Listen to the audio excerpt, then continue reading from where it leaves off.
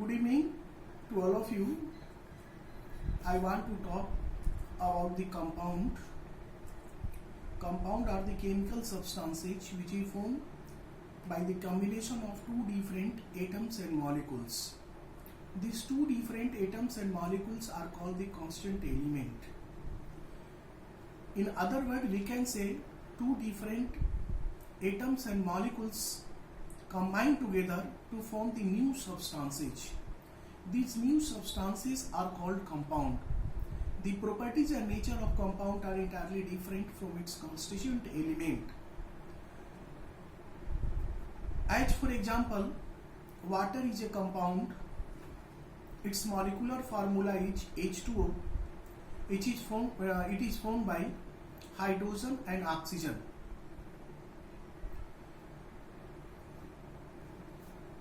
Hydrogen and oxygen are in gaseous form, but water is in liquid form, and the property of water is different from the property of hydrogen and oxygen. If we take another example like common salt, its molecular formula is NaCl, and constant element, as for example we can say sodium and chlorine. Sodium is found in solid state but chlorine is found in gaseous state. And salt, which we say common salt, sodium chloride, it is also in solid state, and natures and properties are different from sodium and chlorine. There are so many compounds which are made in laboratory and also which are found in natures. We can say all compounds are divided into two categories: organic and inorganic compounds. Organic compounds are generally found from plants and animals, and inorganic compounds are found on earth crust. Compounds either found on earth crust or found from the plants and animals are definitely of different nature. That depends on constant element. They are acidic, basic, or sometimes neutral in nature. Pure water, sodium chloride are neutral in nature. They have no any effect of litmus paper or any indicators. But the compounds which are acidic in natures or basic in natures have some effect on litmus paper. Litmus paper identify the compounds which we found or which we test are either basic or acidic in natures. Sometimes atoms and molecules also combine together to form the compound. If we burn the calcium in air, we get calcium oxide. Here calcium are in solid state and air like oxygen is in gaseous state, and if we supply or burn the calcium in air, we get the calcium oxide. It is solid state. Similarly, magnesium ribbon is burnt in air, we get magnesium oxide.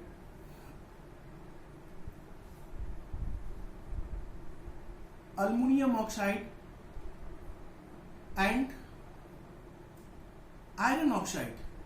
Iron generally form two different kinds of oxide if we react with the oxygen: ferrous and ferric. Here, if you talk the ferrous, its molecular formula is ferrous oxide its molecular formula is FeO. Fe here symbol of iron, O symbol of oxygen. Fe2O3, it is ferric oxide. So similarly, as we say, elements which are also divided into three categories: metals, non-metals and metalloids. And according to it, metals oxide, which are also compounds, are basic in nature, and non-metal oxide, which are also compound, are acidic in natures. The compounds which we study and about which we know the natures and properties, that depends on the constant element with which it is formed. Organic compounds and inorganic compounds. Organic compounds which are found generally plants and animals are also acidic or acidics or basic in natures. It may be. There are so many compounds which formed in nature every day, and some compounds are also formed in laboratory. Some compounds about which we do not know also formed in natures. The food we take every day, breathing we also do every day, all the time, not every day, but all the time we breathe, we take in oxygens in our body, and the food which we take for survival of our life also combine together to form the compounds like glucose, which mix in our blood and get reached to each and every parts of our body, because we need energy, and they also form the glucose. Photosynthesis also form the compounds which are oftenly done during the daytime in the plants.